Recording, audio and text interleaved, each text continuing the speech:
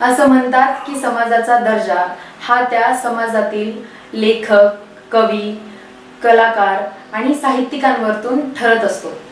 तर त्याच समाजातील लेखक, कवी, साहित्यिक, कलाकार आणि आपण त्यांना विचारवंत सुद्धा म्हणू शकतो असे दासू वैद्य सर. सर, तुमचे MCNच्या दिवाळी व्हिडिओ विशेषांकामध्ये तुमचं खूप खूप स्वागत. आणि प्रथमतः तुम्हाला दिवाळीच्या खूप खूप शुभेच्छा. म्हणालीस की समाजात राहणारे विचारवंत, कवी, कलाकार आणि खरं तर एकूणच माणसं, या माणसांवर त्या समाजाचा दर्जा ठरत असतो. आज आपल्याच समाजातील, आपल्या मातीतील एक उत्तम माणूस सगळ्यात आधी आणि मग नंतर कवी, कलाकार, लेखक आणि साहित्यिक आज आपल्यासोबत आहेत. दासू वैद्य सर आज आपल्यासोबत आहेत. सर, तुम्हाला आणि तुम्हा सगळ्या प्रेक्षकांना दिवाळीच्या खरं तर खूप खूप शुभेच्छा. MCNचा हा व्हिडिओ विशेष जो अंक आहे याच्यामध्ये आपण वेगवेगळ्या क्षेत्रातील मान्यवरांशी बोलण्याचा प्रयत्न करतो आणि त्यांच्या जीवनातील जे काही त्यांनी जगलंय ते जगणं काय आहे ते जाणून घेण्याचा आम्ही प्रयत्न करत असतो. तर सर, तुमचं खूप खूप स्वागत. सर, तुम्ही कवी म्हणून सगळ्यांना माहिती असेल तर आपण खरं तर कवितेनेच एखाद्या सुरुवात करूया. दिवाळीचं वातावरण आहे तर तुम्ही कोणती कविता आम्हाला ऐकवाल? नमस्कार सगळ्यांना, माझ्या पण दिवाळीच्या निमित्ताने खूप खूप शुभेच्छा. दिवाळीची रंगत असं म्हणल्यानंतर कविता, कथा, कादंबरी हे सगळं दिवाळी अंकाच्या निमित्ताने मराठीमध्ये एक फार मोठी परंपरा आहे. त्याची मराठी माणसांची, मराठी संस्कृतीची खरी ओळख, वैशिष्ट्य असं जर सांगायचं तर मराठी नाटक आणि दिवाळी अंक ही त्याची खासियत आहे. भारतीय भाषामध्ये आपल्याकडे अशी अनोखी पद्धत फारशी नाही आहे. बंगाली भाषेमध्ये दुर्गा पूजेच्या निमित्ताने काही विशेषांक निघतात, पण 500च्या जवळपास कवितांनी आणि कथांनी भरलेले दिवाळी अंक मराठी संस्कृतीत निघतात. फार मोठी गोष्ट आहे आणि त्याच्यामुळं खरं तर कवितेने सुरुवात करणं, कथेने सुरुवात करणं हे अगदी रास्त आहे. अनेक कविता सांगता येतील. खरं तर माझीच कविता असायला पाहिजे असं पण नाही. तुम्ही दोघंही तरुणांचे प्रतिनिधी दिसताय आणि आपला चॅनल पाहणारे पण बरेच तरुण आहेत. म्हणून एक छोटीशी वसंत सावंतांची छोटी 2 ओळीची कविता सांगतो. ती तरुणांसाठी खास कविता आहे. तिला प्रेम कविताही म्हणू शकतो.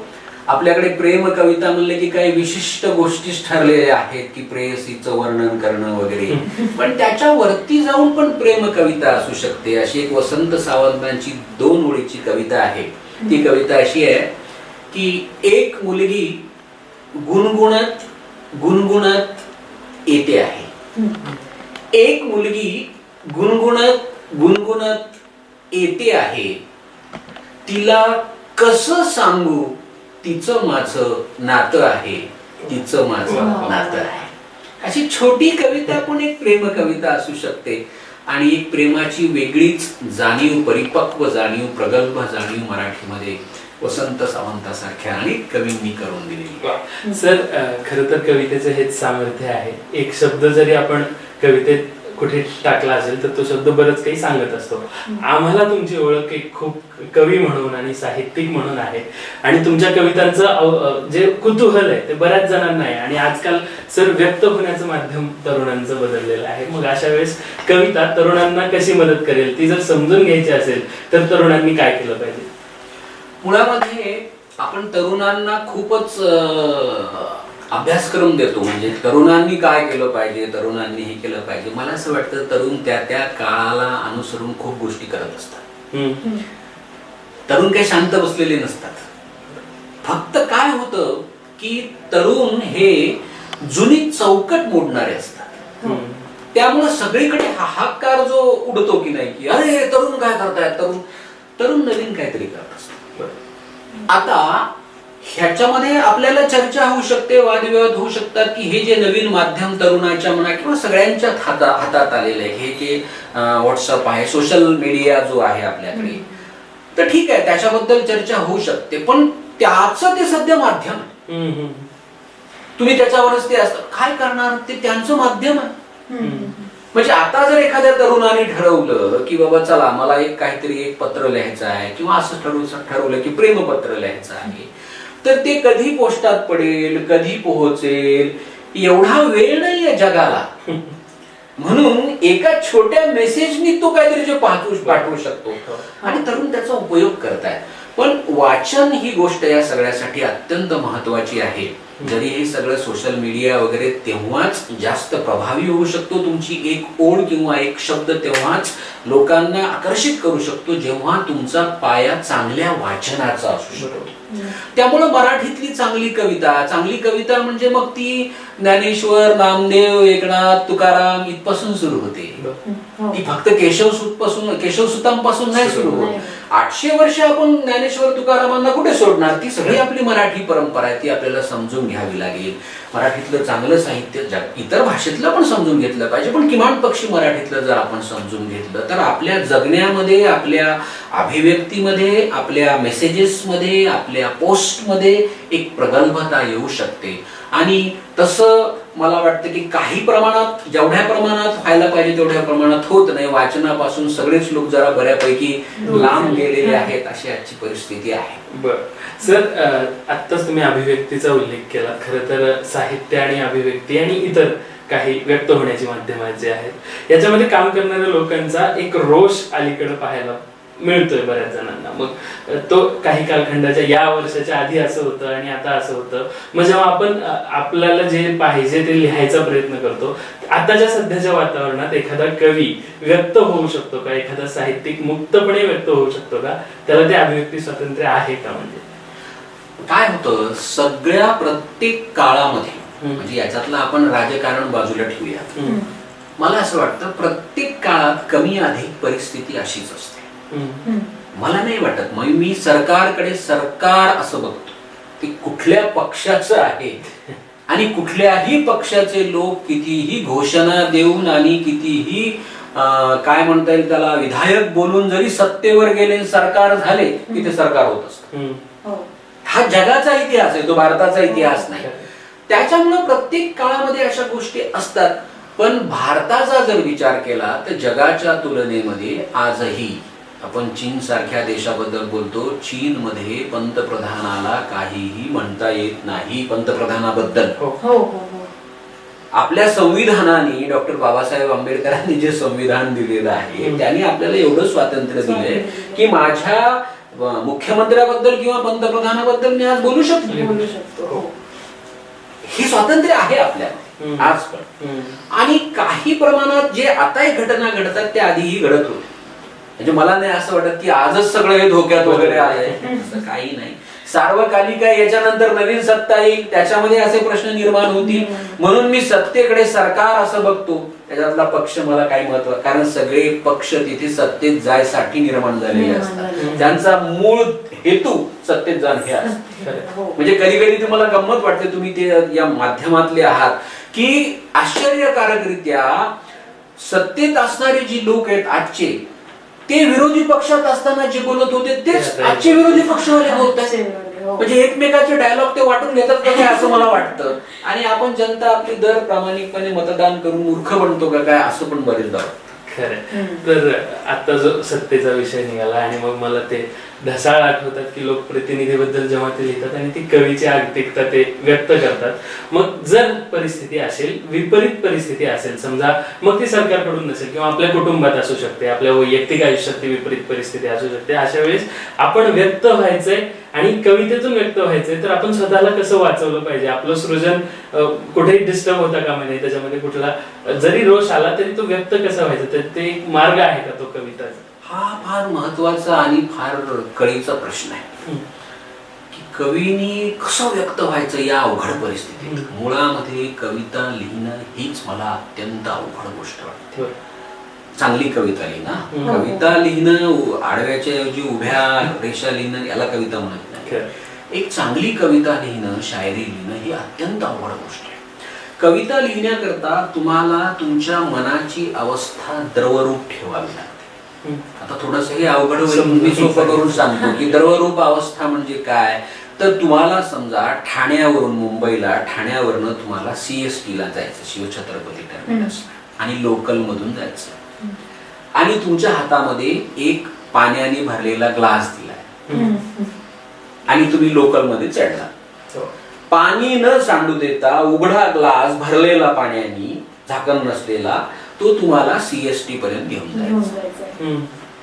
कसं ही कशी कसरतीची गोष्ट आहे. ही द्रवरूप अवस्था म्हणजे ही सुद्धा कविता लेखनाचा प्रवास असाच आहे की या सगळ्यामध्ये काय होतं, आपल्याला ड्राय करणाऱ्या, आपल्याला बत्थड करणाऱ्या भोवताली एवढ्या घटना असतात. कधी कधी कवीला असं वाटतं की काय मी लिहून काय होणार आहे, हे काय जग बदलणार आहे का, हो. ही बत्थड अवस्था आहे. हो. पण असं जरी असलं तरी कवी हारत नसतो. त्याला काही मुवमेंटला तसा एक त्याचा फेज असेल, त्याची अवस्था असेल, पण दुसऱ्या मुवमेंटला तो म्हणतो नाही मी लिहिलंच पाहिजे. ही जिवंत अवस्था. हो, हो. त्यामुळं मुळामध्ये कविताच नाही, कुठलीही कला असू द्या, मग तो अभिनय असू द्या, ते नृत्य असू द्या, शिल्पकला असू द्या, चित्रकला असू द्या किंवा अजून कुठलीही कला असू द्या, या सगळ्या कलेमध्ये म्हणून तुम्ही बघा कॉलेजच्या विश्वामध्ये, कॉलेजच्या अंकामध्ये सगळे लोक, तरुण मुलं मुली कविता लिहितात, पण पुढे चालून हे कवी राहत नाही. कारण त्यांचे हेतू त्या कॉलेजच्या जीवनापुरते कविता लिहिण्यामागचे फार सीमित असतात. कुणाला तरी प्रभावित करण्याकरता आणि कुणाला तरी कदाचित काही जणांचे साध्य होतात, कुणाचे साध्य होत नाहीत, पण तिथे कवितेचा प्रवास थांबतो. पण तोच माणूस आहे की कॉलेजचं विश्व संपतं, तो काय पास होतो, नापास होतो, नोकरीला लागतो, बिझनेस करतो, काय करतो, पण तो सगळं जरी काही विस्कळीत झालं तरी कविता घट्ट धरून ठेवतो. बरोबर.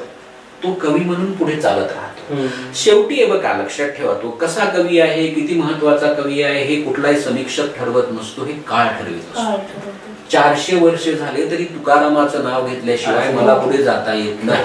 800 वर्ष झालं तरी ज्ञानेश्वरीचा उल्लेख केल्याशिवाय मराठी कविता पुढे जात नाही. नामदेवाचं नाव मला घ्यावंच लागतं. का तर या माणसांनी त्यांच्या व्यक्तिमत्वाची गरज, त्यांच्या जगण्याची निकड म्हणून कविता आहे. साहित्य अकादमी पुरस्कार तेव्हा नव्हते. तेव्हा आता जशी कवीची मुलाखत घेतल्या जाते तशी तुकारामाची कोणीच उलट तुकारामाचा छळ झाला की तू कुठल्या जातीत जन्माला तुझा कविता लिहायचा तुला कुठे अधिकार आहे, असे काही जे मंबाजी होते त्यांनी छळ केला. त्याच्यावर आम्ही तुकाराम नावाची फिल्म पण केली, या विषयावर केलेली आहे, ती सगळीकडे सगळ्यांना माहिती. ज्ञानेश्वरांचं हे झालं. म्हणजे ज्ञानेश्वर तथाकथित सवर्ण काय म्हणता येईल तथाकथित उच्च जातीत जन्मले होते, पण त्यांना सुद्धा अस्पृश्यासारखीच वागणूक मिळाली. ज्ञानेश्वरांना, नामदेवांचं हेच झालं. पण तरीही हे लोक लिहित राहिले. हा आदर्श आपल्या समोर असला पाहिजे की कितीही विपरीत अवस्था आली तरी कवीने लिहिणं थांबवलं नाही पाहिजे, कारण त्याच्या लिहिण्यातूनच हा उद्या घडत जाणार आहे. हा तरुणांसाठीचा एक उत्तम सल्ला ठरू शकतो. ज्यांना लिहायचंय खरं तर हे तरी आहेच, आपण जे काही सांगितलं ते अत्यंत मोलाचं आहे. पण मला हे जाणून घ्यायला एक कवितेचा रसिक म्हणून जास्त उत्सुकता आहे की मग दासू सर, बऱ्याच विद्यार्थ्यांचे, मराठवाड्यातल्या विद्यार्थ्यांचे दासू सर घडले कसे? कारण मराठवाडा म्हणलं सर की अनुशेष पहिल्यांदा दुसरा शब्द उच्चारला जातो, दुष्काळ उच्चारला जातो, आणि या सगळ्या परिस्थितीतून हा कवी दासू सर तुम्ही कसे घडलात, तुम्ही कवी कसे झालात? मला असं वाटतं मराठवाड्याचा बाकी खूप अनुशेष असू शकेल आणि आहे, म्हणजे बाकी विकासाच्या संदर्भात, कलेच्या संदर्भामध्ये मराठवाड्याला अनुशेष नाही. एवढे ब्रिलियंट आणि एवढे गुणवत्तावाले लोक मराठवाड्यामध्ये खचाखच भरलेले आहेत आणि आपल्याला माहित नसलेल्या खुर्द बुद्रुक गावामध्ये सुद्धा आहे. फक्त काय झालंय की त्यांना ते व्यासपीठ मिळालं नाही, त्यांना ते ऍक्सेस मिळालं नाही, त्यांना ती स्टेज मिळालं नाही, त्यांना ती संधी मिळाली नाही. ती गोष्ट फक्त काय करावं लागतं आपल्याकडे. आता जेव्हा मी इथे विद्यापीठामध्ये या कक्षामध्ये बसतो तेव्हा माझ्याकडे जेव्हा खेड्यातून मुलं येतात तेव्हा मी पाहतो ते थोडेसे घाबरलेले असतात, बिघडलेले असतात. ते शहरातल्या माणसांच्या कपड्यांना घाबरतात, त्यांच्या राहणीमानाला घाबरतात. पण हळूहळू त्यांच्या हे लक्षात येतं की अरे यांच्यापेक्षा आपल्यात जास्त काहीतरी गंमत आहे, आपल्यामध्ये जास्त कंटेंट आहे, हे जेव्हा त्यांच्या लक्षात येतो. आणि काय होतं, इथं जरी येऊन बसलेले लोक कोण असतात, मी जरी आज इथे बसलेलो आहे तरी मी सुद्धा एक छोट्या गावातून आलेलो असतो. म्हणून मी छोट्या गावाला माझ्या फार श्रेय देतो, कारण त्या गावाने मला जरी ग्रंथिकी पुस्तक वाचायची सवय लावली नाही तरी मला जगण्याचं, भोवतालाचं जिवंत पुस्तक वाचायची सवय त्या गावाने लावली.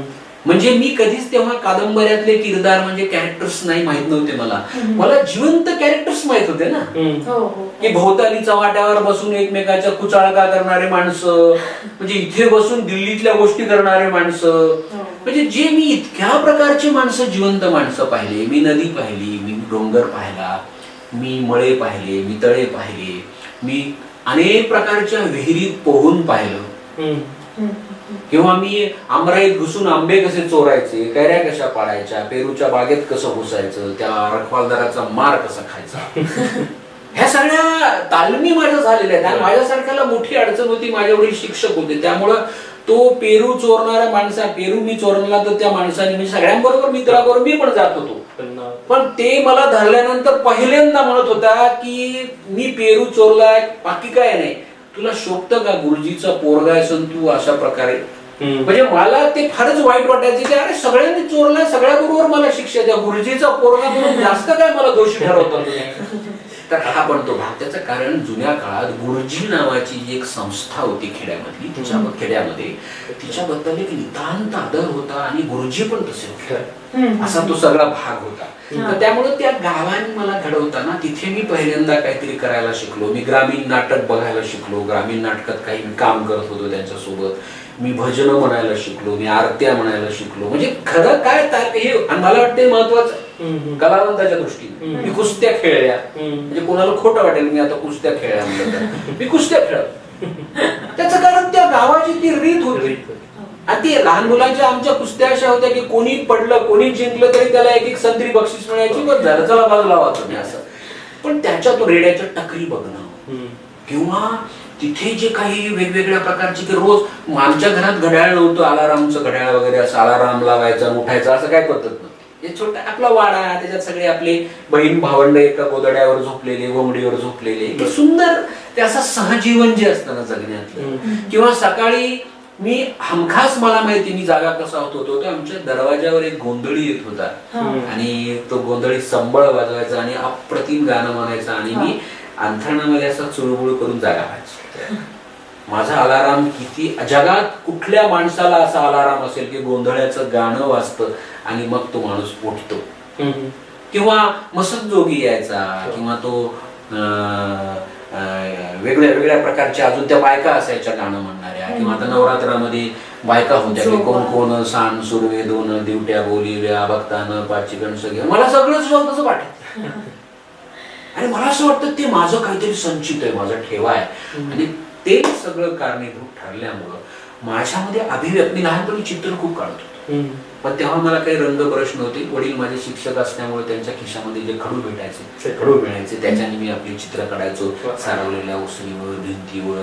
मग हळूहळू चित्रकला माझी पुढे, म्हणजे गावामध्ये तुळशीच्या लग्नाला राधा दामोदर काढणं, कोणाचं लग्न असलं तर गणपती काढून देणं, शुभ लाभ काढणं, सुस्वागतम काढणं, असं ते इथपर्यंतच गेलं ते. पण हे सगळं क्रिकेट खेळत होतो मी, म्हणजे थोडक्यात या सगळ्या गोष्टीतून मी भांडणं खूप करत होतो, मारामाऱ्या करत होतो. तर याचं एक माझ्या लक्षात येतं, नंतर मी आता त्याचं अनालिसिस करतो, विश्लेषण करतो, माझ्या लक्षात येतं की हे सगळं व्यक्त होण्याचा प्रयत्न, मला काहीतरी पाहिजे होतं, ती माझ्या व्यक्तिमत्वाची गरज होती की मला व्यक्त करायचं. पण नंतर मला मोठ्या भावाने माझ्या अंबेजोगाईला जेव्हा 11वीला नेलं सोबत, की त्याच्या लक्षात आलं इकडे ह्याचं फारच धिंगाणा चालू आहे. मग तिथे नेलं, त्यांनी मला 11वी विज्ञान शाखेत टाकलं. मी आता मराठीचा शिक्षक आहे, पण मी मराठी शिकलोच नाही, मी विज्ञान, मी सायन्स स्टुडंट आहे. आणि त्यांनी जेव्हा तिकडे टाकलं तेव्हा मग पुन्हा 11वी 12वी केलं मी, आणि 12वीला मला काहीतरी मेडिकल इंजिनियर, तेव्हा सारखं सगळं माझ्या डोक्यात फॅड म्हणा किंवा घरच्यांची इच्छा म्हणा असं ते होतं. पण तिकडे माझा काही नंबर लागला नाही, मेडिकलला काही नंबर मी गेला. आणि तिथे पहिल्यांदा मग मी अंबेजोगाईची साहित्य निकेतन नावाचं ग्रंथालय जवळ केलं. माझ्या लक्षात आलं की आपला माणूस किंवा मुलगा मुलगी किंवा असे कोणी मित्र असू शकत नाहीत, आपला पुस्तक मित्र असू शकतो. पुस्तकं मला सापडली तिथे. मग मला नामदेव रसाळ सापडले, करंदीकर, भालचंद्र नेमाडे, जी.ए. कुलकर्णी, शांता शेळके, काय सगळे, बाबूराव बागुल, सगळे सापडले. म्हणजे कडकडून मिठ्या मारल्या आम्ही एकमेकांना. आणि तिथे मला लक्षात आलं की नाही, आपली अभिव्यक्ती आहे ती आपण इथून काहीतरी करायला. आणि मग ते वेगळ्या प्रमाणे तिथे मी लिहायला लागलो, ते छापून लिहायला लागलो बरं. वर्तमानपत्रातून, अमुक तमुक असा तो प्रवास सुरू झाला. अच्छा. आणि सर असं म्हणतात की मुलगी आपल्या वडिलाच्या म्हणजे बापाच्या खूप जवळ असते, पण तुमच्या बऱ्याचशा कवितांमध्ये बापाचा उल्लेख खूप केलेला आहे सर. तर मग आम्हाला असं जाणून घ्यायला आवडेल की तुमचं आणि तुमच्या वडिलांचं कसं नातं राहिलेलं आहे. हो, फारच छान. म्हणजे माझ्या आतल्या काहीतरी एका सेंटिमेंटला हात घालणारा प्रश्न आहे. माझे वडील हे संस्कृतचे शिक्षक होते आणि त्याच्यापेक्षा ते फार मोठे संस्कृतचे पंडित होते. पण काय होतं, ते फार इंट्रोवर्ट होते. ते खूप कधी व्यक्त होत नव्हते, ओके. दुसऱ्यावर काही लादत नव्हते. अच्छा. त्यांच्या लक्षात आलं की माझ्यासारखा मुलगा त्यांच्या घरात जन्मलेला आहे. मी बंडखोर होतो 9वी-10वी. मी 9वी-10वीला सगळं नाकारलं, म्हणलं मी काहीच करणार नाही. पण त्यांचं मनाचं मोठेपण की त्यांनी मला कधीच विरोध केला नाही. ते स्वतः खूप धार्मिक होते, पण ते मला कधी म्हणाले नाही. मी म्हणाले मी एकही विधी करणार नाही, मी केला नाही. माझं लग्न, माझ्या मुलीचं पुढचं बारसं असेल काय, मला विधीच करणार नाही. माझं लग्न 2 रुपयात होईल ठरलेलं, आणि मी 2 रुपयातच लग्न केलं, ठरलेलं. आणि म्हणलं मी मुलगी पाहणार नाही, मी हे करणार नाही. मग सगळ्या माझ्या अशा अटी होत्या लग्नात. कारण मला ते सिस्टीम मी पाहत होतो ना. मला 5 बहिणी, मी त्याच्यापैकी 4 बहिणीचे लग्न मी स्वतः बघितले. आणि मला एवढं ते कसं तरी वाटायचं नाही की काय ते हुंडा देतात, काय ते मुली पाहण्याचा कार्यक्रम. आणि तेव्हा मी स्वयंसेवक असायचो बरेचदा, ते काय पोह्याच्या प्लेट. तेव्हापासून हे मांडव, हे लग्न, हे सगळ्या गोष्टीबद्दल माझ्या मनात.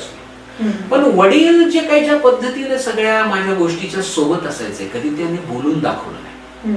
म्हणजे कधी ते त्यांच्या कातरणाच्या ह्याच्यामध्ये किंवा त्यांचे वर्तमानपत्र घड्या करून ठेवायचे त्यांच्या पुस्तकामध्ये, कशामध्ये, त्याच्यामध्ये माझ्या पेपरमध्ये आलेल्या बातम्यांची वर्तमानपत्र त्यांच्या पशी असायची. पण ते कधीच मला असं म्हणाल नाही की, मला ते नंतर 10वी नंतर आहोजाव बोलत होते.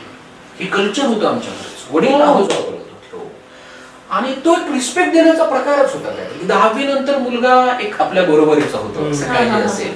आणि त्यांचा एक खूप दाट माझ्यावर एक संस्कार अजून पण आहे. म्हणजे त्यांचे वैचारिक माझे मतभेद होते. ते धार्मिक होते, मी धार्मिक नव्हतो. पण असं असलं तरी एक नातं म्हणून आमचं फार सख्य होतं. आणि पुन्हा पुन्हा मला त्यांच्याबद्दल सारखं वाटत जातं असं. आणि पुन्हा ते कवितेतून कुठेतरी माझ्या डोकावतात, कुठेतरी येतात, आणि ते शांतपणे येतात असे. हा, त्यामुळे त्यांचा खूप वावर माझ्या लेखनामध्ये असतो. त्याचबरोबर सर तुम्ही कवितांसोबत तुम्ही एक नाटककार सुद्धा आहेत, आणि तुमचं देता आधार की करू अंधार हे नाटक खूप गाजलेले आहे. मकरंद अनासपुरेंनी सुद्धा त्यात मुख्य भूमिका निभावलेली आहे सर. त्याचा एकंदरीत कसा प्रवास होता सर? खरं तर ते मकरंद अनासपुरेंनी भूमिका निभावली म्हणल्यापेक्षा ते मकरंद करताच मी लिहिलेलं नाटक. अच्छा, ओके. काय झालं होतं की तेव्हा आम्ही इथे वसतिगृहात राहत होतो. मी तेव्हा इथे शिकत होतो MA ला, MPhil ला. तर तेव्हा नाट्य दर्पणचं खूपच हे होतं की नाट्य दर्पण स्पर्धेत जाऊन सादर करायचं. पण अडचण अशी होती की तिथे ते विषय द्यायचे, त्या विषयावर नवीन एकांकिका लिहिणारा पाहिजे असायचा. मग मी माझा एक ग्रुप होता, परिवर्तन, आशुतोष भालेराव, समीर पाटील वगैरे, हे सगळे मिळून आमचं माझी एकांकिका मी लिहिली होती, जी तालीम चालू होती. आणि मकरंदला असं वाटायचं की दासूनी आपल्याकरता लिहावं. बरं, आता मी ऑलरेडी लिहिलं होतं. मग तो आम्ही सगळे SBच्या समोर, एक तर माझ्यापेक्षा मकरंद फार हा किस्सा छान सांगतो की ही एकांकिका कशी लिहिली. आणि मकरंद तिथे त्या SB समोरच्या टपरीवर आम्ही चहा प्यायला बसायचो. तेव्हा माझ्याकडे मला फेलोशिप सुरू झाली, मी लिहुना घेतली होती. म्हणजे माझ्यात बऱ्यापैकी जरा थोडं हे झालं. मी तिथे चहा प्यायला कधीतरी थांबायचो. मग ते मकरंद वगैरे, मग तिथे मकरंद काहीतरी टॉन्ट मारायला लागला मला. आम्ही चहा पीत बसायचो, अरविंद वगैरे सगळेच असायचो आम्ही तिथे. की बाबा त्यांचं काय, ते मोठ्यांसाठी करतील, आपण काय बाबा साधी माणसं, खेड्यातले माणसं, असं तसं. मला ते टीच का झालं की मकरंद मला शहरातला म्हणत होता आणि मी तर असं खेड्यातून तर मला ते लागलं जरा. मी चहा पिता झाला आमचं संपलं, तर मकरला म्हणलं मग काय इकडे येतो. तो आला इकडे. आता तो माझ्यापेक्षा 2-4 वर्षांनी लहान होता. माझ्याकडे नेहमी यायचा, हॉस्टेलवर कविता दे, भाषणाचे मुद्दे दे, असं येत होता तो. इकडे म्हणलं तू. मी म्हणलं मी किती खेड्यातला आहे तुला पाहायचं ना. म्हणजे मी तीच राग आहे का दुखावला गेलो. तू उद्या ये म्हणलं माझ्याकडे हॉस्टेलला, तुला मी एकांकिका देतो. त्याला एवढा देतो तुला. मग दुसऱ्या दिवशी हॉस्टेलला आला. मी रात्रीतून बसून ते एक गोष्ट कशी तुम्हाला टीच करू शकतो. आणि हाच विषय घेऊन मी की खेड्यातला माणूस मुंबईला एकांका करायला जातो आणि त्याचं ते काहीतरी सगळं त्याच्यासोबतच ते सगळे आर्टिस्ट पकडून घेतले जातात त्या फर्स्ट क्लासच्या डब्यामध्ये लोकल मध्ये आणि हे दोघंच उरतात, हे दोघं मिळून जे धमाका करतात म्हणजे तोच विषय मी पुढे लिहून त्याच्यावरच एकांका रात्रीतून लिहिली, मकरंद दुसऱ्या दिवशी संध्याकाळी लिहिली आणि रात्रीतून लिहिली. हो, देता आधार का करू अंधार असेल दोनच पात्र वगैरे आणि ती खूपच तिचं खूप चर्चा झाली झाली. त्याच्यामध्ये मी पहिल्यांदा मांजर सुंबेकर हे कॅरेक्टर निवडलं. ते आपले बिग बॉस कोण आहे सध्या महेश मांजरेकरांना फार आवडलं. ते म्हणाले यार मला हे नाम देते यार म्हणजे मांजरेकर मला घेऊन टाका आमच्या आपल्या मांजर सुंबेकराचे खूप नाव आहेत आमच्या. मग ते कायद्याचं बोलायच्या वेळेस जेव्हा प्रश्न निर्माण झाला तेव्हा आम्हाला आधी वाटलं की मांजर सुंबेकर नाव ठेवूयात, पण ते मांजरेकर म्हणाले मला पाहिजे, मला फार आवडते मांजर सुंबेकर. लहान तेव्हा अजून आम्ही कुंथलगिरी नाव काढलं आणि त्या सिनेमात कुंथलगिरी काढली. तर ती एकांकिका तेव्हा मी लिहिल्यानंतर तेव्हा मी खूप एकांकिका लिहिल्या नाट्य दर्पणसाठी आणि सगळ्या एकांकिका असं झालं होतं की मी लिहायची त्या त्याकडे नंबरात येणार किंवा तिकडे त्या निवडल्या जाणार, मग ते असं ते होतं सगळं. तर तेव्हा मी सुमित राघवन किंवा चिन्मय सुमित साठी असेल, संजय सुगावकर साठी असेल किंवा प्रेषित साठी असेल किंवा कमलेश महाजन साठी असेल किंवा हे सगळे विजय देशमुख हे सगळे आपले नाटकवाले जे मित्र आहेत, मकरंद असेल, मंगेश देसाई असेल, या सगळ्यांसाठी मी एकांकिका लिहित होतो. तर असा तो एक लेखनाचा एक भाग होता आणि तेव्हापासून मला नाटक लिहायचंय ते मी अजून 3 अंकी नाटक लिहिलं नाही, पण मला लिहायचंय नाटक ते अजूनही काही झालं नाही. एकांकिका मात्र 8-10 तेव्हा माझ्याकडनं लिहून झाले. खर तर सर अनेक नवोदित लेखक, कवी किंवा पेनाने आपला मार्ग शोधणारे बरेच जण ही मुलाखत बघत असतील आणि तुमची ही वेगवेगळी अनुभवानी हा प्रवास ऐकून खरं तर पेनाने पोटही भरता येतं आणि पेनाने प्रतिष्ठाही कमवता येते असं त्यांना कुठेतरी शिकता येईल. आता आपण कदाचित मुलाखतीच्या या शेवटी येतोय. जे नवोदित लेखक आहेत आणि ज्यांना लिहायचंय, ज्यांना वाचायचंय, त्यांनी वाचलंच पाहिजे असं मराठीतलं काही आहे का? तुम्ही काय सुचवाल त्यांना? मुळामध्ये काय आहे माहिती का, समजा मला जर पैलवान व्हायचं असेल, म्हणजे पैलवान होऊन मला जर महाराष्ट्र केसरी किंवा हिंद केसरी व्हायचं असेल तर बेसिक गोष्ट आहे मी खुराक खाल्ला पाहिजे, मी दंडबैठका काढल्या पाहिजे, मी सूर्यनमस्कार केले पाहिजे. हे जसं अनिवार्य आहे की नाही पैलवान होण्याकरता, तसं लेखक होण्याकरता मी वाचलं पाहिजे, मी चांगलं वाचलं पाहिजे. आणि चांगलं वाचण्याची मी समजा आता 10 पुस्तकांची नावं सांगेल, पण साहित्य याच्या पुन्हा बाहेरच असेल. मुळामध्ये काय असतं की चांगलं काय वाईट काय हे कळण्याकरता तुम्हाला थोडंसं आधी वाचलं पाहिजे. मग तुम्हाला हळूहळू कळतं की जसं मी समजा एक घास वरणाचा किंवा भाजीचा खाऊन बघितल्यावर मला कळेल ना याच्यात तिखट जास्त आहे का, मीठ जास्त आहे का, मला खायला तर पाहिजे भाजी ती काय ताटामध्ये वाढली. तसं तुम्ही आधी वाचायला तर लागा, म्हणजे मग तुम्हाला कळायला लागेल की अरे हे नाही वाचलं पाहिजे, हे वाचलं पाहिजे, ते वाचलं पाहिजे. आता भालचंद्र नेमाडे सारखा लेखक आहे किंवा रारंग बुराडे सारखे लेखक आहेत, भास्कर चंदनशिव, इंद्रजित भालेराव, श्रीकांत देशमुख. मी ही नावं काय हीच नावं का घेतोय सध्या इथे मराठवाड्याच्या सगळ्या पार्श्वभूमीवर? त्याचं कारण या माणसाने आपल्याकडचं जीवन मांडलेलं आहे. हा, त्यामुळे किमान पक्षी आणि असं नाही की आपण ज्या खेड्यात राहतो तिथेच खूप मांडायसारखं आहे. उलट आपण काय केलंय, ग्रामीण जीवन म्हणून बाप माझा शेती करतो, माझी आई काम करते, एवढंच आहे का जगणं? याच्या पुढे खूप जगणं आहे. आता शहर खेडे एवढं बदललंय म्हणजे कधी कधी असं वाटतं. मी एका गावाला असं काहीतरी स्नेहसंमेलनात गेलतो, इथे माजलगावजवळ गाव आहे, दिंद्रूड काहीतरी नावाचं. तिथे मी गेलो आणि मला असं वाटलं तिथले तिथे आमदार आहेत सोळंके म्हणून, तर ते माझे चांगले फार स्नेही आहेत. ते मला वाटतं दासू सर या आहे. मी गेलो, ते आमच्या गप्पा भाषा होता.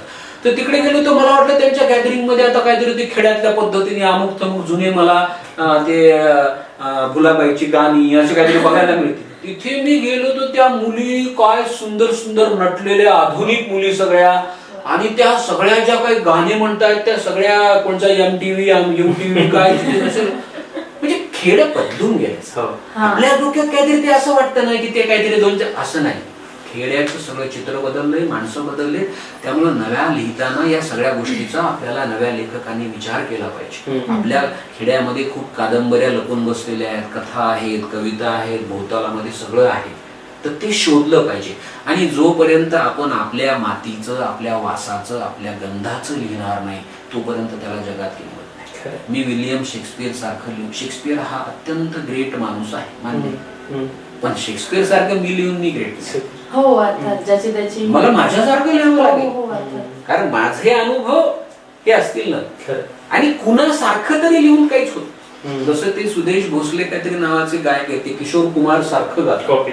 आणि ते खरंच अप्रतिम गातात. पण माझ्यासारखा माणूस म्हणतो की मी किशोर कुमारच ऐकतो ना, सुदेश हा, भोसले हो. कशाला ऐकू. खरं. तर तशा अर्थाने एक स्वतःचा मार्ग शोधणं, वाचन करणं आणि आताचे भोवतालाचे प्रचंड प्रश्न आपल्या भोवताली आहेत. करोनाने आता नवीन प्रश्न निर्माण केलेले हो. आहेत. तर करोनामुळं आपल्याला माणसांची किंमत थोडी बहुत कळली असं पण मला वाटतं हो. की तेव्हा लोक पुन्हा दिल्लीवरून मुंबईवरनं पुन्हा गावाकडेच निघाले होते. कारण गावामधली झोपडी जी आहे तिथे अजूनही प्रेम शिल्लक आहे. खरं. नसेल त्यांच्यापाशी वेगवेगळे तुमचे काय म्हणतात डिशेस नसतील खायला, तुम्हाला सुंदर काही वस्त्र नसतील, साधं असेल ते फर्निचर नसेल, पण तिथे तुम्हाला गेलं तर प्रेमाची भाकरी तिथे ठेवलेली आहे तुमच्याकरता.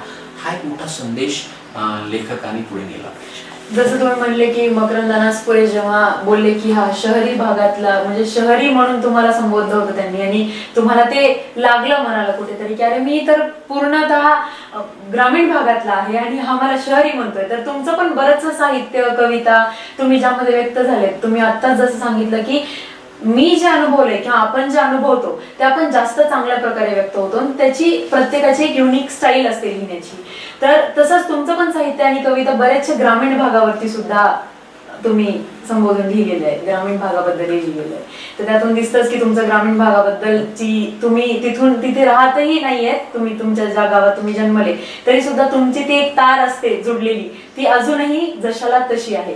त्याचसोबत सर तुम्ही सावरखेड एक गाव या फिल्म मध्ये जे गाणी आहेत ते गाणी सुद्धा सरांनी लिहिलेली आहेत. सर गाणी लिहिण्याचा अनुभव कसा होता सर तुमचा? मुळामध्ये काय माहिती का, मी कविता लिहिणारा मुळात मी कविता लिहिणारा, हो. पण त्याला नंतर मग फांद्या फुटत गेल्या. नाटक लिखण असेल, लहान मुलांसाठी लिहिणं असेल आणि त्याच्यामध्ये लिरिसिस्ट म्हणजे गाणं लिहिणं. गाणं लिहिण्याची खरी गंमत अशी झाली की चंद्रकांत कुलकर्णी हे जे आपले सुप्रसिद्ध प्रतिभावंत दिग्दर्शक आहेत, तर ते माझे मित्र, मला ज्येष्ठ आहेत ते पण मित्र माझे नाटकामुळे झालेले. मी शिकायला असताना इथे माझं एक त्यांनी पथनाट्य पाहिलं त्याने आणि वामन केंद्रेने मी केलेलं एक चॅनल 0 नावाचं पथनाट्य, आणि तेव्हापासून ते माझे फारच आम्ही मित्र झाले. मग चंद्रकांत कुलकर्णींनी 2000च्या दरम्यान 2000 साली 2099 साली 1999 वगैरे की एक बिंदास नावाची फिल्म केली आणि ती पहिली फिल्म होती त्यांची. फारच मोठ्या प्रमाणावर तिचं सगळं होतं. ते आपले चाटे क्लासेस वाले त्याचे प्रोड्युसर ते फिल्म एवढी मोठ्या. आणि मला तेव्हा चंद्रकांत कुलकर्णींनी सांगितलं की याच्यातलं गाणं तुला लिहायचं. तर मी बोललं नाही यार, मी आपला कविता लिहिणार, गाणं लिहिणं नको मला. त्याचं काय झालं की मी एक महावीर जोंधळेच्या आस्वागाती कासव नावाच्या कादंबरीवर एक नाट्य रूपांतर केलं होतं. अजित दळवी वगैरे, वसंत दातार या मंडळींनी, भालचंद्र कांगो जी तिची पापा कहते मध्ये ती मुलगी नाही का, ती मयुरी कांबो, त्याच्यामध्ये ती काम करत होती त्या नाटकामध्ये. मी नाटक लिहिलं होतं, त्याच्यात गाणी लिहिली होते मी. तर ती कुठेतरी गेले की अरे ह्याने गाणी फार मस्त लिहिली त्या नाटकामध्ये, असं वगैरे काहीतरी झालं, ते पुढे गेलं. आणि चंद्रकांत कुलकर्णी सांगितलं की बिंदास नावाची फिल्म करतोय, आपली मराठीतली पहिली, सगळ्या त्याच्यामध्ये लेडीज आहेत, लेडी आहेत सगळ्या, असं तसं. म्हणजे नको यार मला काय. ते मला नाही, त्यांनी मला फार छान सांगितलं की बघ की गुलजार सारखा माणूस आहे, मराठीतला महानोर सारखा माणूस आहे, जो कविता लिहून उत्तम गाणी लिहितो, असं का तुझ्या डोळ्यासमोर नाही. मी म्हणलं ठीक आहे, मी प्रयत्न करून बघतो. आणि मी गाणं लिहिलं आणि ते गाणं ते खूपच आवडलं, खूप ठिकाणी छान, ते खूप चर्चेला आलं. त्याला पहिल्याच गाण्याला सगळे अवॉर्ड्स मिळाले मला. म्हणजे मी पहिल्यांदाच ते कार्यक्रम पण नीट बघितलं नव्हतं. फिल्म काय म्हणते ते बाहुल्याचा कार्यक्रम असतो ना, बाहुल्या, हा, तर ते मी पहिल्यांदाच सगळं लिहिलं, बाहुल्या घ्यायलाच गेलो डायरेक्ट स्टेजवर, असं झालं. तर तिथून मग ते लिहिण्याचा सिलसिला सुरू झाला. त्याच्यानंतर मग ते जे सावरखेड एक गावचं गंमत अशी होती की राजीव पाटील त्याचा डिरेक्टर होता आणि चंद्रकांत कुलकर्णींनी बिंदास नंतर एक पिंपळपान नावाची मालिका केली होती मराठी साहित्यावर आधारित. तर त्याचं सुद्धा गाणं मीच लिहिलं होतं. ते फार आपल्या सगळ्या मीडियात आहे ते बरेच ठिकाणी. तर त्या पिंपळपानच्या वेळेस राजीव पाटील चंद्रकांत कुलकर्णीचा असिस्टंट डिरेक्टर होता आणि आम्ही परतूरला एका कादंबरीचं शूटिंग करत होतो. हा, तर रात्री शूटिंग झालं, रात्री 11-12 गप्पा. किशोर कदम होता, प्रसाद ओक होता, आम्ही 10-12 दिवस सोबतच राहतो. तर तेव्हा राजू मला म्हणला की दासू सर, मी तेव्हा प्राध्यापक होतो जालन्याला, तर दासू सर मला एक फिल्म कर. म्हणलं कर यार तू राजू, तू करायला पाहिजे. तो मला बघा बरं तुम्ही आता कर म्हणताय मी करायच्या वेळेस पळून जातात म्हणे. मला हे बघ आता मी तुला सांगतो, तू जेव्हा फिल्म करशील तेव्हा तू मला जी जबाबदारी देशील ती मी घेईन. आणि राजीव पाटीलने 2-3 वर्षात लागली मला फोन केला, असं सर मी जालन्याला तुमच्याकडे येऊ लागलो. म्हणलं कसं काय, नवीन फिल्म लिहिली वाचायची आणि त्याची गाणी तुम्हाला लिहायची. मी म्हणलं बिलकुल नाही, म्हणायचा प्रश्न नाही, आपलं ठरलेलं आहे, माझ्या लक्षात आहे म्हणलं मी तुला हो म्हणालो. आणि तिकडे मग तो आला, माझ्याकडे स्क्रिप्ट वाचली, त्याच्यात काय आम्ही फेरफार केले, काय काय बदल काय असं. आणि मग त्याच्यानंतर त्याची गाणी लिहायची होती. आणि तेव्हा गंमत अशी झाली, तेव्हा अजय अतुल नावाचे 2 मुलं, मी तर त्याला मुलंच म्हणतो, तरुण पोरं असेल, हे पुण्यावरनं मुंबईला करिअर करायला गेले.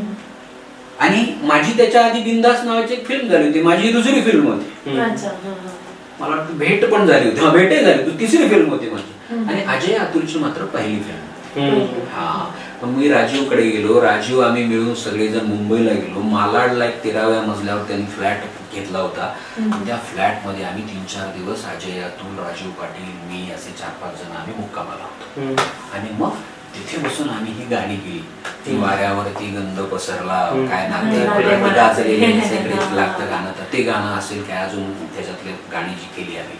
तर तेव्हा माझ्या लक्षात आलं की अजय अतुल हे जे कोण आहेत हे पुढे चालून काहीतरी धमाका करणार मराठीमध्ये. हो, ते त्यांचं जे काम करण्याची पद्धत होती ना, तर ती मला तेव्हा लक्षात आली होती तेव्हा. आणि ते खरंच अजय अतुल नंतर, आणि मी सुद्धा फॅन आहे त्यांचा. मला त्यांची गाणी A.R. रहमानची जशी आवडतात ना, मला अजय अतुलची गाणी आवडतात. अजयचा आवाज आवडतो आणि आवडतात, त्याला काहीच करू शकत नसतो. जे आवडतं त्याला काय करणार आपण.